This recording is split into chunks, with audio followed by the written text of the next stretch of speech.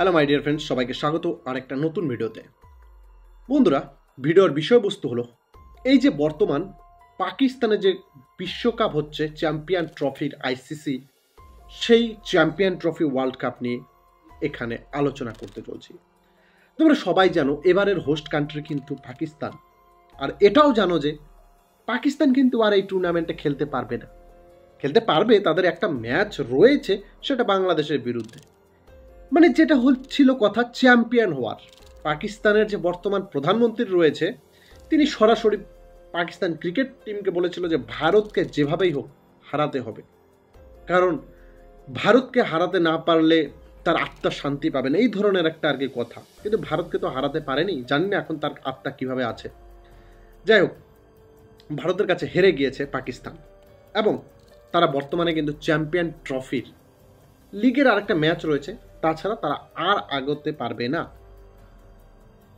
Semifinal ফাইনালে যাওয়ার রাস্তা তো একবারই বন্ধ, মানে এক কথায় তারা এলিমিনেট হয়ে গেছে। তারা বলতে এখানে কিন্তু আরেকটা দেশ রয়েছে, সেটা হলো বাংলাদেশ।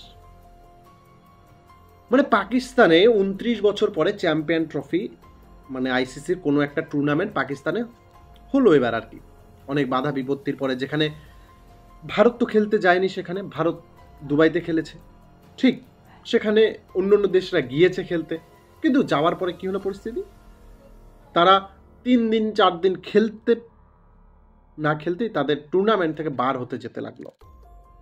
কারণ তারা প্রথম ম্যাচ নিউজিল্যান্ডের বিরুদ্ধে হেরেছে, দ্বিতীয় ম্যাচ পাকিস্তান ভারতের বিরুদ্ধে হেরেছে, যার ফলে পরপর 2 ম্যাচ হারার জন্য তাদেরকে 2025 চ্যাম্পিয়ন ট্রফি থেকে বিদায় নিতে হয়েছে।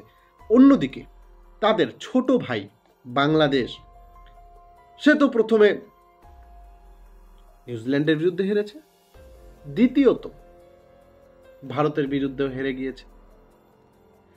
মানে ভারতের সাথে এবং নিউজিল্যান্ডের সাথে 2 দলের সাথেই বাংলাদেশ হেরেছে, যার ফলে বাংলাদেশও বার হয়ে গেল।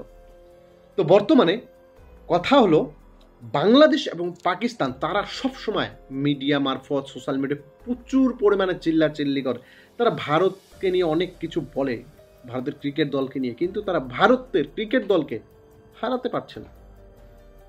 চ্যাম্পিয়ন ট্রফি থেকে হোস্ট কান্ট্রি পাকিস্তান তারা বিদায় নিয়ে নিয়েছে। ভাবা যায়, অন্তত সেমিফাইনাল অবধি যাওয়া উচিত ছিল তাদের, কিংবা একটা ম্যাচ জেতা উচিত ছিল। সেখানে তাদের প্রধানমন্ত্রী ডিরেক্ট বলে দিয়েছে পাকিস্তানের প্লেয়ারদেরকে, শাহবাজ শরীফ, যেভাবে হোক যেই উপায়ে হোক সেইভাবেই ভারতকে হারাতে হবে। কিন্তু রেজাল্ট কি? তার বিপরীত। ভারত তাদেরকে অনায়াসে হারিয়ে দিয়েছে। সেখানে বাবর আজম, রিজওয়ান কিছুই করার ক্ষমতা ছিল না তারা ভারতের বিরুদ্ধে। আর ভারতের official father of Pakistan cricket team বলা চলে বিরাট কোহলি, 1 ম্যান আর্মি, সেঞ্চুরির মাধ্যমে লম্বা একটা 4 মেরে ম্যাচ জিতে নিয়েছিল, যার ফলে তারা বিদায় নিয়ে নিল।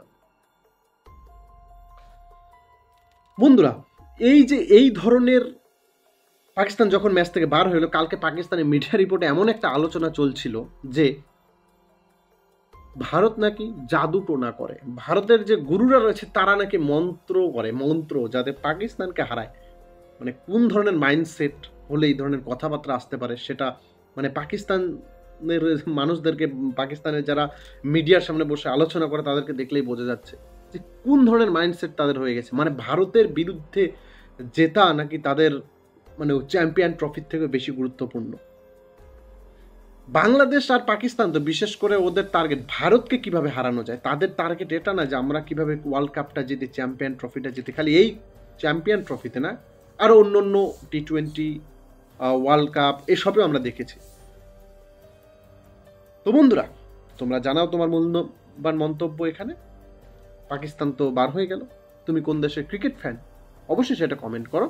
বিরাট কোহলি তার এই ধরনের সেঞ্চুরির উপর একটা সুন্দর মিষ্টি কমেন্ট করে দিয়ে যায়। এই ভিডিওতে এতটুকু।